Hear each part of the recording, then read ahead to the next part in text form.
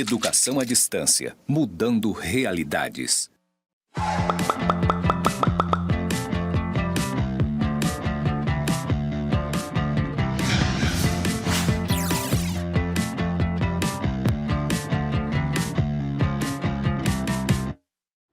Olá, tudo bom? Eu sou a professora Denise Tontiusi. Essa é a disciplina de Sistemas de Controles na Administração Pública do MBA de Gestão de Instituições Públicas. Eu estou aqui para a gente dar início à nossa terceira aula da disciplina. Espero que você esteja acompanhando a gente até aqui e que esse conteúdo esteja realmente modificando sua forma de compreender todo esse assunto. Hoje nós vamos nos aprofundar no tema sobre os sistemas de controle que a administração pública utiliza. Agora eu vou fazer audiodescrição. Eu estou aqui no cenário do IFRO, do campus Porto Velho, Zona Norte, e ao meu fundo tem uma tela branca, onde está escrito em letras verdes e grandes, EAD mudando realidades. E aqui no canto direito da tela, a gente tem a Sebastiana fazendo a interpretação de Libras para a gente. Tudo bom? Bom, vamos dar início então a essa aula. Nessa aula nós vamos aprofundar os temas principais dessa disciplina. Eu sinto que aqui a gente pode fazer uma pausa para refletir sobre a importância dessa aula para os seus estudos e os conteúdos que a gente vai ver nas atividades de percurso e na avaliação da disciplina. Então eu peço uma especial atenção e uma dedicação aos estudos desses slides e do material complementar dessa aula. Vamos aos slides?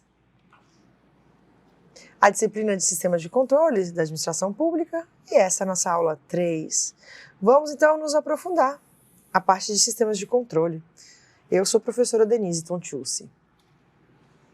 O conteúdo, então, dessa unidade número 3 é Sistemas de Controle na Administração Pública. O nosso objetivo é descrever os mecanismos de transparência e controle.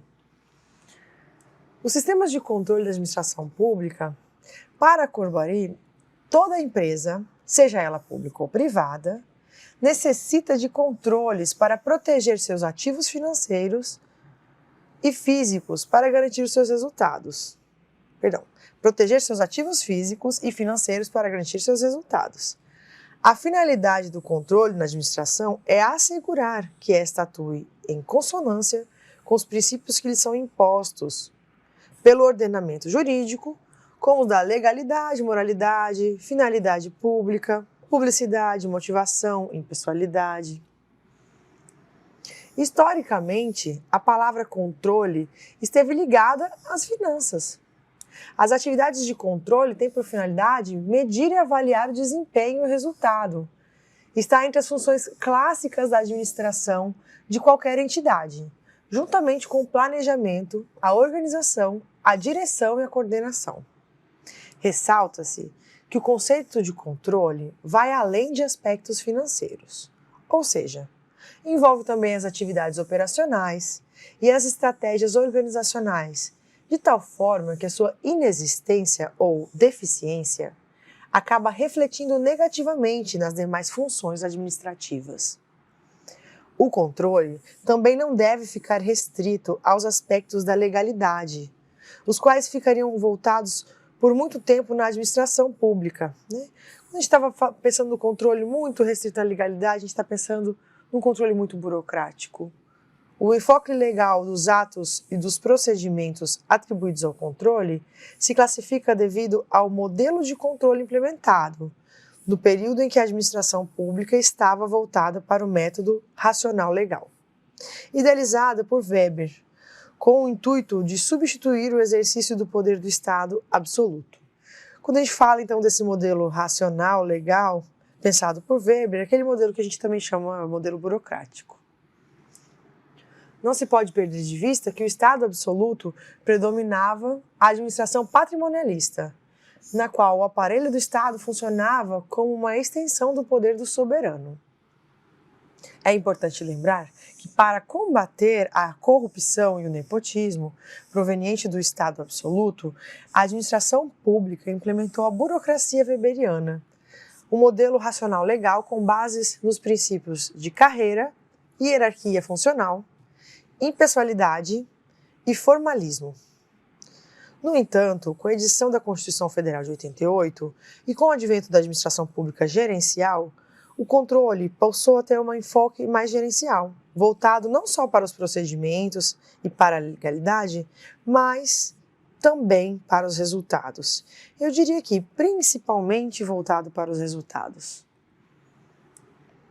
Com a aplicação do conceito de controle, segundo Scherv e Courbary, quando voltado para a manutenção da regularidade, da legalidade, da eficiência e da eficácia das atividades administrativas, o controle assume o papel de uma das funções administrativas, juntamente com planejamento, organização, direção e coordenação. Sob esse enfoque, o controle passa a ser visto como um processo que apresenta uma resposta sobre o desempenho real em relação ao planejamento, permitindo que a administração visualize possíveis desvios e tome as ações necessárias para corrigir as eventuais distorções. Para o controle possa medir o resultado, os atos praticados na administração pública torna-se necessário, antes de tudo, estabelecer padrões, os quais ocorrem na fase do planejamento.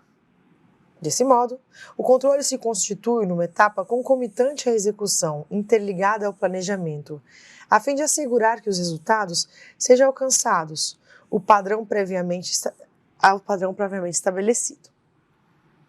Ou seja, a gente entende que o controle ele tem essa função muito importante de auxiliar a gestão a chegar ao movimento de cumprir os resultados previamente dispostos para ela. Por isso é muito importante ter metas, ter objetivos, para a gente poder realmente controlar as ações, porque não existe um controle sozinho, sem finalidade. O controle acontece quando a gente vai acompanhar se o passo a passo das ações da administração pública estão levando a administração para a concretização das metas, para o alcance dos objetivos. Tudo então está muito interligado entre a necessidade do planejamento, pensar quais são os principais objetivos da administração pública, quais são os resultados que essa administração quer alcançar, para depois a gente ver como a gente vai fazer isso ser alcançado. O controle fica então como um instrumento para chegar ao objetivo final. Seguindo então aqui no slide, a gente vê que frisa-se a função do controle não pode ser desassociada do planejamento, que, de certa forma, fixa padrões para a aferição dos resultados reais. A existência do controle pressupõe a existência de um planejamento anterior e vice-versa. Assim, um processo alimenta o outro, num ciclo contínuo, tornando-se possível tratar de um sem levar em conta o outro. Impossível, né? Fazer uma coisa sem a outra. Nesse contexto, o controle constitui fase do processo decisório, que oferece aos gestores o feedback de seus atos, permitindo avaliar o desempenho real e tomar as ações corretivas quanto ao desempenho real, verificando, né, quando esse desempenho ele se desvia do desempenho planejado.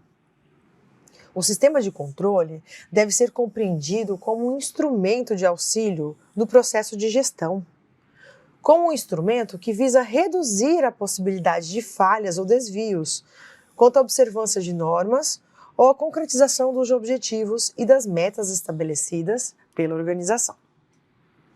O controle na administração pública tem a finalidade de garantir que as pessoas estejam exercendo a função administrativa do Estado de acordo com os princípios e as regras constitucionais e legais que norteiam e limitam a atuação do poder público. A gente vê na obra do Di Pietro a definição do controle na administração pública. E ele fala assim: o poder de fiscalização e correção que exercem os órgãos dos poderes judiciário, legislativo e executivo, com o objetivo de garantir a conformidade de sua atuação com os princípios que lhes são impostos pelo ordenamento jurídico. Cabe destacar que não são só os aspectos de legalidade, da legitimidade, os objetivos do controle, sobretudo na atuação administrativa. Há também a fiscalização sobre a conduta funcional dos agentes públicos e o respeito aos direitos dos administrados. Quando a gente está falando dos administrados aqui, é aquele principal da aula passada, né? Aquela população mesmo. Vale lembrar que a definição de controle é ampla e abrange tanto o controle interno como o controle externo, e que deve ser exercido por todos os níveis do governo. Na administração pública, o controle se destacou na perspectiva legal, em virtude das normativas voltadas para o controle da legalidade e dos atos da administração pública, tendo como desígnio o fato de que a administração não se desviasse de suas finalidades. Com a forma do Estado, a administração pública deixa de estar focada apenas nos processos e se volta também para os resultados. Segundo Courbary, a gestão pública passa a ser orientada pelos valores de eficiência e de qualidade na prestação de serviços públicos e pela cultura gerencial. A gente vê então que os princípios que norteiam a gestão pública estão ligados àquele que a gente chama de LIMP, né? Legalidade, impessoalidade, moralidade, publicidade e eficiência. E esses devem ser observados quando a gente fala do controle. Ainda nas palavras de Courbary, a inclusão do princípio da eficiência no artigo 37 da Constituição Federal, aliada à interpretação do que significa fiscalização operacional, presente no artigo 70 da Carta Magna, cria-se para a administração pública um ambiente gerencial no qual o controle deve estar alinhado. O modelo de administração pública gerencial exige também um novo modelo de controle, ou seja, um controle voltado para as operações e não apenas para a legalidade. A observância do princípio da legalidade é de fundamental importância na gestão dos recursos públicos, mas não basta apenas atender à lei. É necessário fazer um controle para alcançar os resultados, atendendo então os interesses sociais. Vamos falar um pouquinho mais sobre os posicionamentos dos controles?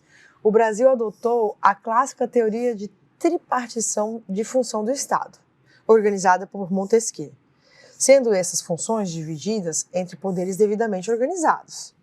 E na Constituição Federal, em seu artigo 2º, encontra-se definido a funcionalidade dos três poderes, o legislativo, executivo e judiciário, sendo que tais poderes são independentes e harmônicos entre si.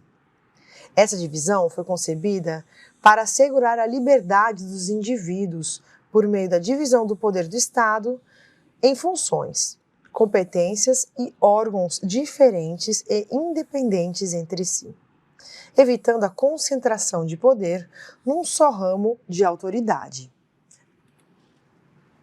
A gente vai falar então da divisão do poder do Estado e suas funções, quando a gente fala do executivo, legislativo e do judiciário. No executivo, a função é cumprir as leis, entre elas leis orçamentárias que vão trazer aí vários objetivos para a sociedade e que vão trazer propostas de melhoria, propostas de visão de Estado. E a gente tem aí o Ministério Público atuando de certa forma como uma forma de controle para esse cumprimento de leis. No Legislativo, a função é legislar e fiscalizar. O Legislativo vai elaborar as leis que vão reger a sociedade e ele vai fiscalizar se essas leis estão sendo cumpridas. Parte da sua fiscalização acontece por meio do Tribunal de Contas, mas também com a atuação do próprio Ministério Público, junto ao Tribunal de Contas na função de controle. Nós temos também o Judiciário, que vai resolver conflitos sociais, conflitos entre os poderes, vai de forma harmônica tentar organizar a gestão desses conflitos.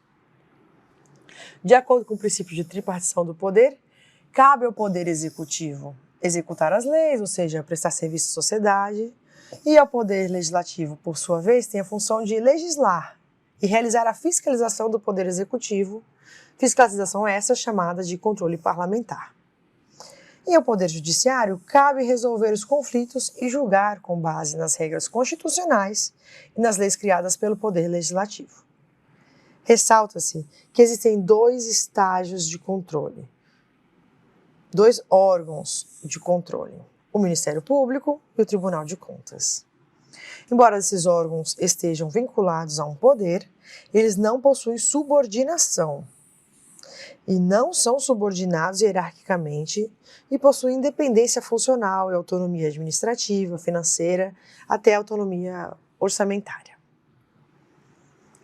A função dos tribunais de contas é auxiliar o Poder Legislativo na fiscalização contábil, financeira, orçamentária, operacional e patrimonial das entidades da administração direta e indireta, sob sua jurisdição quanto à sua legalidade, economicidade e aplicação das subvenções e renúncias de receitas, ou seja, auxiliar no controle externo.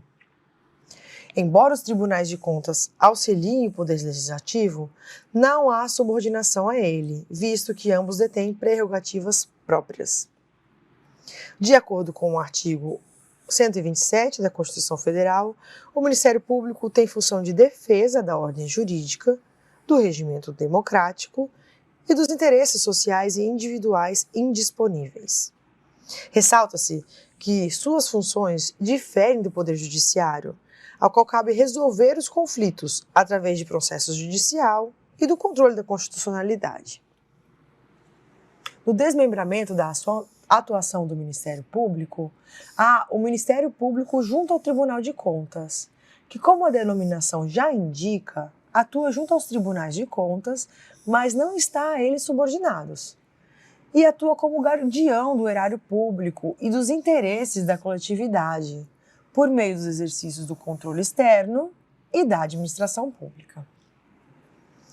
O controle, então, conta o órgão que o executa.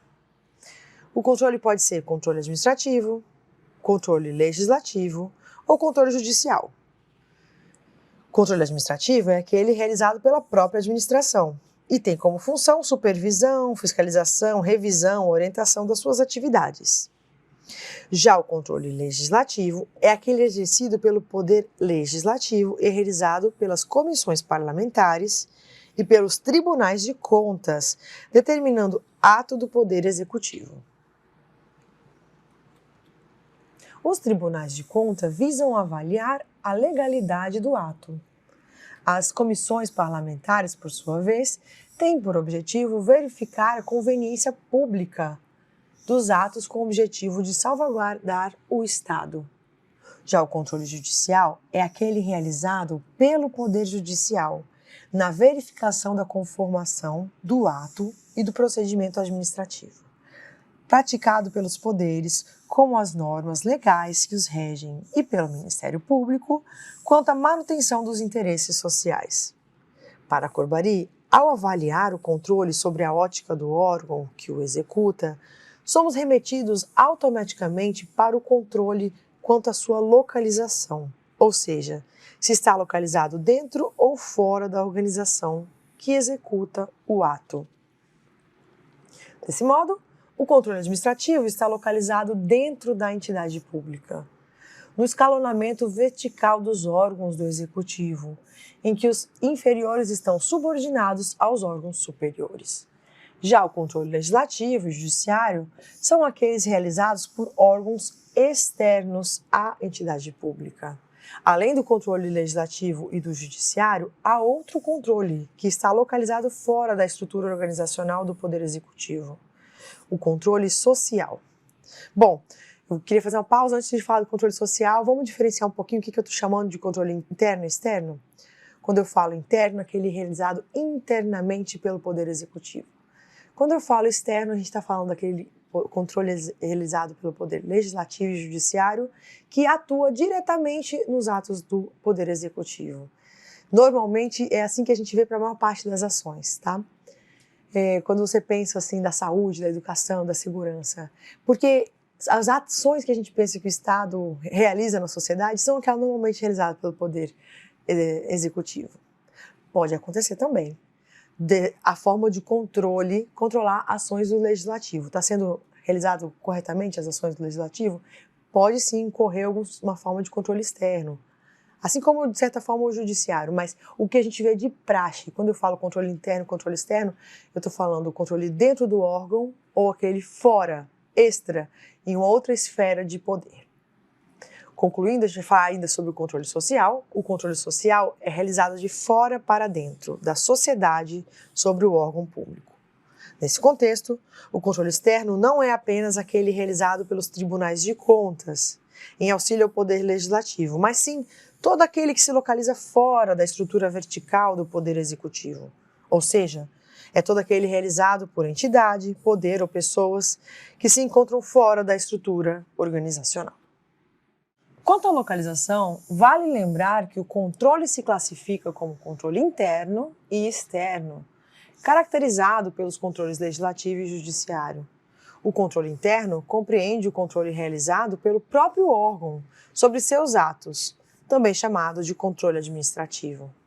Já o controle externo é todo aquele realizado de fora da entidade para dentro. Enquanto o controle externo é praticado por outro agente ou órgão que não integra a entidade controlada, o interno se caracteriza como um conjunto coordenado de métodos e medidas adotados pela própria empresa para proteger seu patrimônio.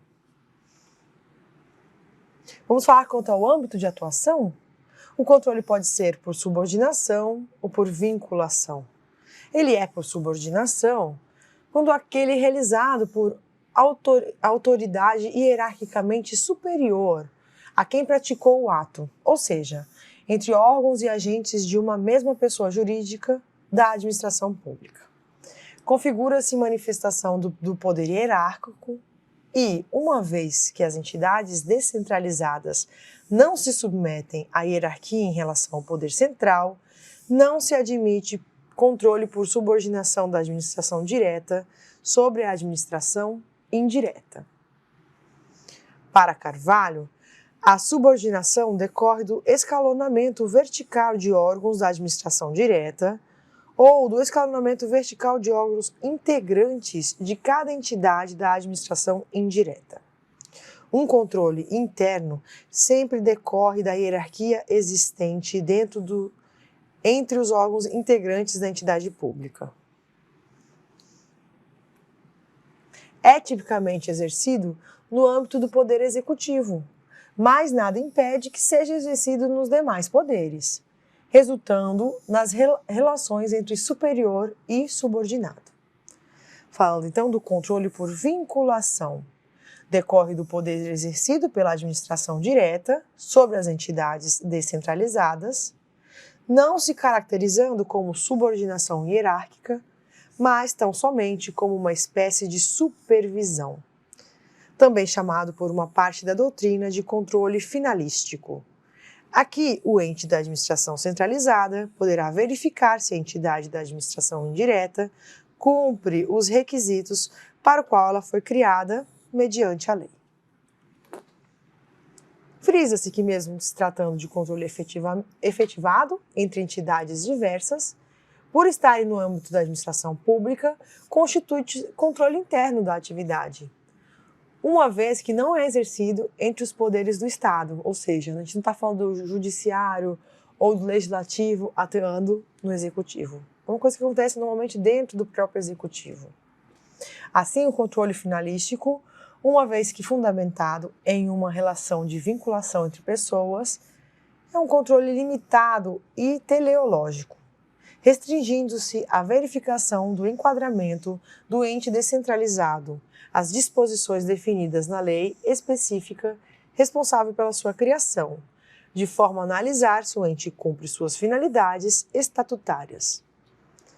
Então, o controle quanto à sua natureza, o controle pode ser de legalidade ou de mérito. Ele é de legalidade com o intuito de analisar se o ato administrativo foi praticado em conformidade com o ordenamento jurídico. O controlador deverá confrontar a conduta administrativa com a norma jurídica, amplamente considerada, abarcando a lei ou outro ato normativo primário, inclusive as disposições constitucionais. Trata-se de manifestação direta do princípio da legalidade. O controle da legalidade não verifica somente a adequação entre o ato e a literalidade da norma, mas também a observância do ordenamento jurídico amplamente considerado, abarcando os princípios administrativos. Estamos falando aí dos princípios da moralidade, finalidade, da impessoalidade. Ele pode ser exercido pela própria administração pública, de ofício, ou mediante provocação, no exercício do poder de autotutela. Também pode ser exercido pelo Poder Judiciário, no exercício de suas funções jurisdicionais, desde que provocado para tanto, ou mesmo pelo Poder Legislativo, nos casos previstos na Constituição Federal. O controle de mérito deve ser exercido com a intenção de verificar a oportunidade e a conveniência administrativa do ato controlado. Trata-se de controle administrativo que, de regra, compete exclusivamente ao próprio poder, o qual, atuando na função administrativa pública, da administração pública, praticou a conduta. Excepcionalmente, nos casos previstos na Constituição Federal, o Poder Legislativo tem competência para exercer o controle do mérito sobre atos praticados pela administração, como ocorre, por exemplo, em casos que há exigência de aprovação do Senado Federal para a nomeação de um ministro do Supremo Tribunal Federal. O controle quanto ao momento do exercício. O controle administrativo pode ser prévio, concomitante ou posterior. O controle prévio é aquele realizado antes da formação do ato controlado, ou seja, pode ser feito quando o ato administrativo está na iminência de ser praticado ou quando ainda se encontra em formação. Controle concomitante é exercido durante a execução da atividade controlada, como ocorre, por exemplo, na fiscalização exercida durante a execução de uma obra pública. Por fim, o controle posterior é aquele que verifica a regularidade e a conveniência diante de atos administrativos já praticados em sua inteireza. Quanto à iniciativa, ele pode ser de ofício ou provocado.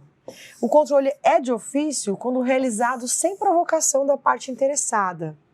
Por exemplo, nas instaurações efetivadas por portarias da administração, de um processo disciplinar para apuração de falta grave cometida por um servidor público. Ou ainda pode ser o controle provocado, que é aquele que depende da iniciativa da parte interessada para que seja exercido. Falando então um pouco sobre os princípios constitucionais, os princípios que vão regir os controles são aqueles básicos da administração pública, né, de observância permanente e obrigatória, e que devem pautar todos os atos administrativos. Estamos falando daqueles princípios, como eu comentei, que fazem essa palavra, né, esse LIMP, que a gente usa para decorar, né, esses princípios, a legalidade, a impessoalidade, moralidade, publicidade, eficiência. Né, o controle deve estabelecer mecanismos e estar sempre atento para que a administração não se desvie dessa obrigatoriedade. É importante lembrar que o controle deve estar atento para além dos princípios constitucionais contidos no artigo 70 da Constituição Federal de 88, que estabelece que o controle interno e externo deverão exercer fiscalizações contábeis, financeiras, operacionais e patrimoniais, sob aspectos da legalidade, legitimidade e economicidade. Então, quando eu estou falando desses princípios, eu estou querendo acrescentar um pouco mais, além do que a gente está discutindo ali, né, quando a gente fala do LIMP, né? Estou falando da legitimidade também, estou falando da economicidade. Quando eu falo de controle da legalidade, tem por base apenas o que está normatizado, exemplo, as leis, nos regimentos, nas portarias. O objetivo desse controle é verificar se o ato produzido tem ou não consonância com o respectivo dispositivo legal.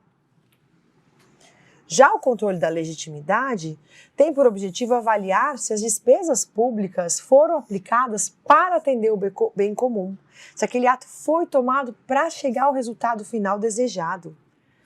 Sob essa perspectiva, o atendimento aos dispositivos legais já não é suficiente, não basta cumprir a lei, né? É necessário verificar também se o bem comum foi alcançado. Temos ainda o controle da economicidade, que visa a relação custo-benefício na aplicação dos recursos públicos, visto que eles foram angariados junto à sociedade. Aqui, observar o princípio da economicidade não significa que os padrões de qualidade devam ser comprometidos. Temos que prestar serviço com qualidade, pensando também na economicidade. Vamos falar um pouco sobre os órgãos de controles e suas respectivas funções? Para compreender a separação entre controle interno e externo, podemos observar a estrutura do governo federal. No governo federal, o que a gente vê acontecer de controle interno é aquilo normalmente feito pela CGU, Controladoria Geral da União, é a CGU, e também pelos órgãos setoriais. Aqui tem os órgãos setoriais podem sim fazer controle interno e devem fazer para melhorar, para medir as suas ações, para compreender o caminho dos guias, né, do que está guiando a gestão pública naquele momento. Mas a gente vê aqui também existe o controle externo. O controle externo está fora do executivo. Ele está aqui, são os tribunais de contas da União, o Ministério Público Especiais de Contas, né, junto aos tribunais de contas.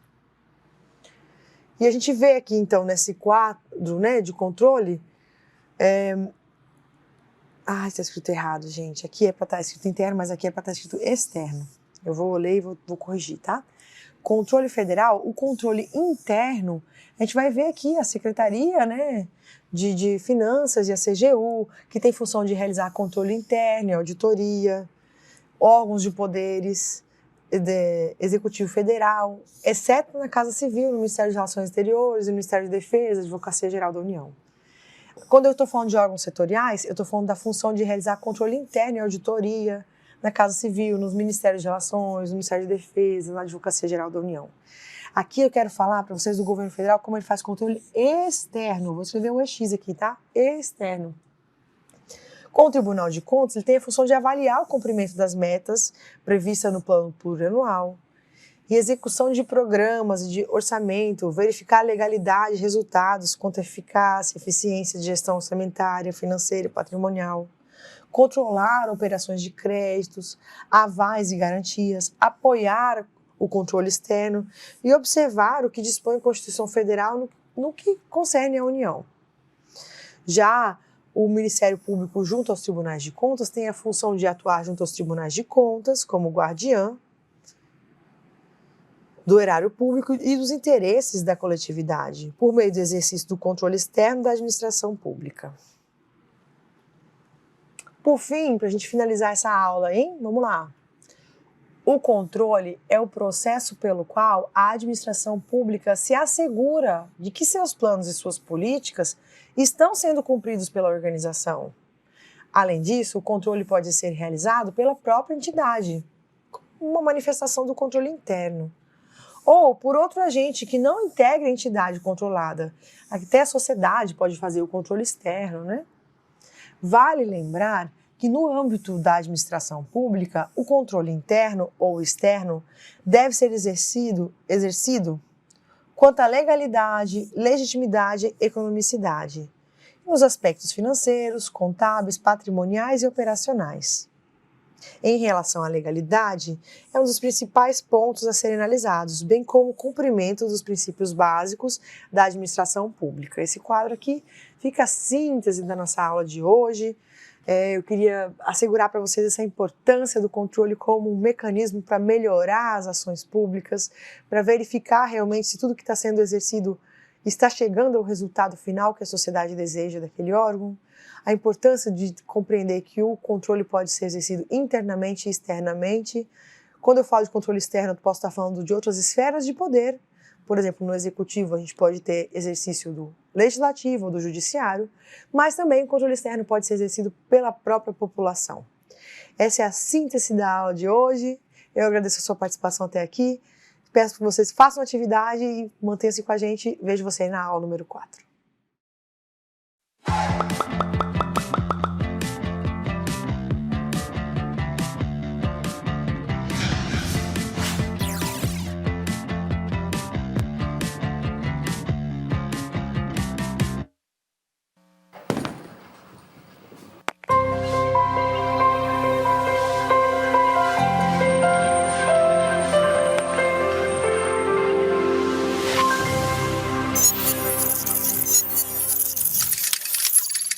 Educação à distância, mudando realidades.